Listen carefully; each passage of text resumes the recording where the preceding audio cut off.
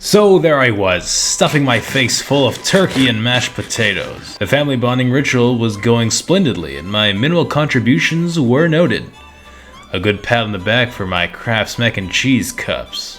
"You still got it," they said. Another year wrapping up, 1 month to go till good old Saint Nick brings me that unicycle I've always wanted. But something was off. Cause another year was ending and one of my top New Year resolutions, still not completed. If you're anything like me, you've probably tried to chase a dream you've always had, only to realize it's overwhelming? Like climbing a mountain that's also submerged in peanut brittle. As it turns out, making video games is really freaking hard. But not impossible. If I've learned anything this year, it's that sometimes you have to dive headfirst to a pool full of sharks before your instincts to not get eaten kicks in, and you learn to swim. That is a relatable analogy, right? If you gotta become a game developer, or someone who inspires others, or really just chase any goal that feels impossible right now, stick around. I've been in that same boat, but today, I'm taking my first step off that boat. And I hope you'll join me. Welcome to my first ever game dev vlog about a little rover who just wants to go home. Before we start, a quick rundown of my background. I've worked on several games, helped others with theirs, and I'm currently working with developers on official projects, but that's top secret. So I have a decent understanding of the process, but this will be the first game I ever officially release. Every other project I've ever worked on has never really been made public. 2026 is the year I finally put something out there, and you are going to hold me accountable. These devlogs will break down the process piece by piece, ideas, implementation, progress updates, all in small chunks that will slowly form something playable. If it looks like a duck, quacks like a duck, it's an indie video game. Today's episode, the idea, the premise, and the outline. After all, a game is only as good as its original scope, and that's both a blessing and a curse. New devs, myself included, often dream big. You imagine your magnus opus, a huge story with sprawling worlds, cutscenes, dozens of mechanics. Then reality hands you the bill and you find out that you have a lot more that you have to pay for. Art, music, UI, animation, code, design, sound, and like 17 other skill sets you probably don't have yet. That's why the classic advice is always to start small. Learn the skills one by one. There's no need to be a master. God knows I'm not. Someone once said 10,000 hours to master something. I think that got debunked, but let's pretend it didn't, so my point sounds better. The truth is, you gotta try. I've made some small projects just to learn the engines, mess up, and grow. And yeah, it's not fun. Definitely not a fun process at all. Even with the experience, I'm nowhere near professional. But this game is a big step. So how do we plan this? What kind of game is it? Let's start with a genre. When I asked myself this, I looked all the way back to everyone's favorite ham-fisted decade, the 80s. Back when games cost quarters and not $80+ God, we live in the worst timeline. I've always loved classic arcade games. Simple, but brilliant. They didn't have sprawling teams or million-dollar budgets. They had Steve in the back office making colored squares that looked like giant gorillas throwing barrels into unsuspecting plumbers. Out of all those classics, my favorite has always been Dig Dug. It's simple. There's a little blue dude who walks around, pumps monsters full of air, and then they explode.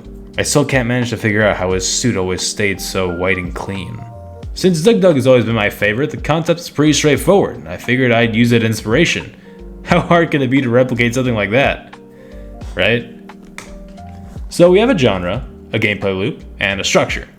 I always thought Dig Dug had potential for deeper exploration. While Space Invaders inspired endless shoot-'em-ups, I'm not really sure what games came directly from Dig Dug.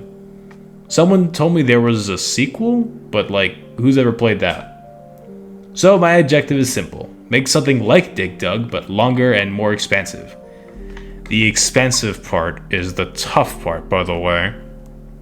Next question, what's the premise? Sometimes I look up into the sky and see this strange red dot glowing back at me. Apparently, that's Mars, home of a rover from what I remember. Turns out there's 2 of them now? That's cool. So this game is going to be about a little Mars rover. He walks, he digs, he can probably turn around. You'll explore over 3 levels. Goal is to get from point A to point B, digging around objectives and mostly staying underground because Mars weather is really rough. Sandstorms make sand go everywhere, it's rough, it's irritating, it gets everywhere, and it reminds me of poor dialogue. I think the premise is pretty simple, all things considered.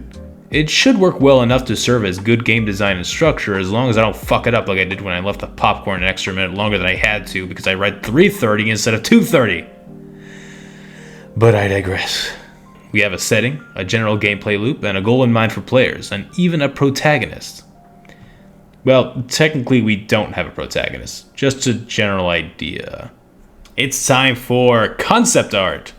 As it happens, it's actually a fact. Character design is super easy, so watch me expertly create an iconic character. First you draw a circle, then you dot the eyes, add a great big smile, and presto, it's so. Okay, new direction. Kirby is pink, so we're gonna go bold and use red. Fuck! Turns out character design is hard. Who knew? Apparently it's like a whole career path you can do. Weird. So instead of reinventing the next global icon, we're keeping it simple. If Kirby is round and cute, my guy is gonna be a cube. And ugly. Great practice for my art classes, by the way. Keep practicing your perspective, everybody. I want his design to visually tell you what he does. That's what good character design is, apparently. And in a robot character, we can play around a lot more than we could with a human. Maybe that's why I decided to make my first main character a robot cube with legs. His main thing is digging, so I figured it'd be a good idea to give him something to dig with. Maybe a shovel? That might be kind of hard to animate and I'm feeling kind of lazy. A drill? Also hard, but it fits. Maybe when he digs he rotates sideways and becomes a full body drill. Since he's a cube, it's a cute visual and keeps his face in focus. Speaking of his face, I think it's important. Eyes are the windows to the soul or whatever, and I wanted him to look like an innocent little guy. So the front of his cube body is a screen showing two big expressive eyes. He has no mouth, but he doesn't need to scream. Screaming is for his enemies. His legs look like something Wally would buy at the Foot Locker. Instead of rolling anywhere, I think it'd be funnier if he lifts his little wheel feet to walk. Makes him feel more alive, I think. Which means late night pixel art animation sessions fueled by Monster Energy. I am not sponsored, by the way. I also don't drink Monster Energy. I gave him goggles on top so he doesn't look like he's balding at 50. They'll double as lights, cute and functional. Might even make a gameplay mechanic around darkness. I'm going for an overall adorable little guy vibe. Let me know if I'm succeeding. I didn't want any side of him to look empty, so I added a round battery to his side to break up the cube silhouettes. Even connects his goggles so the lighting mechanic makes sense. Looking at him now, he's like a chibi version of the robot from Adventure Time. Forgot his name. And honestly, you know what? I'm into it. So here he is, my boy. I'm not 100% sure this will be the final design, but I'm kind of liking it. The game doesn't need to be a masterpiece, but in my eyes, he's one already. I don't really have a name for him yet. You have any ideas, leave them in the comments. Unless you hate him, then I'll blow him up. Now, aside from the design of the outline, there's one more big, chunky elephant in the room. When do I start coding? Coding is terrifying, so I think I'll save the base mechanics for the next episode. I already have a plan. I'll share some beginner tips then. For now, I'll leave you with this little breadcrumb. The story. The story can make or break a game, especially if you let it grow too big, too fast. It can easily multiply your workload, so you gotta stay grounded. I have an overall story in mind, but I'll keep it brief. Our little rover has lived on Mars as long as he can remember. He's always been alone. He lives in a big spaceship parked on the hillside. His job has always been to explore Mars for research. One day, his ship alerts him that the power is running out, shows him a power source located just around a mountain. He has 2 days to find it, but a sandstorm brews. Using his digging skills, he sets off underground to reach the source and bring it back home. Who made him? Why is he alone? Where is humanity? How did he get this cute? All of that right now is irrelevant. What I laid out is all I need to get started. A simple purpose, a simple objective, and a scope that seems obtainable. Nothing too grandiose, our rover just wants to save his home. And I mention all this because I'm someone who really likes to write stories and I sometimes get carried away. I'm resisting right now, making sure that I can follow through on the ideas that I have. And that's about all I have for today. Next time, as I mentioned, I'll probably be looking over the beginnings of pixel art and coding, and explaining some good tips to get started. Before I send this little rover to Mars, This is the part of the video where I'm supposed to beg you to press a couple buttons. Consider leaving a like if you want to see this guy in his own video game. Leave a dislike if you want him to die into obscurity. If you have any ideas for the rover's name, thoughts on the game, or anything at all, consider leaving a comment, you know? And if you want to follow along as I slowly but surely try not to mess this up, consider subscribing.